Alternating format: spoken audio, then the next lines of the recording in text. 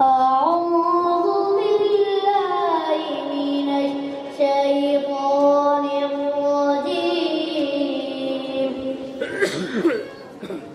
بسم الله الرحمن الرحيم. والتين والزيتون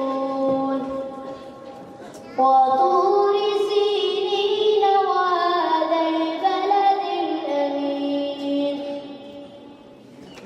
لقد خلقنا الإنسان في أحسن تقويم ثم رددناه أسفل سافلين إلا الذين آمنوا وعملوا الصالحات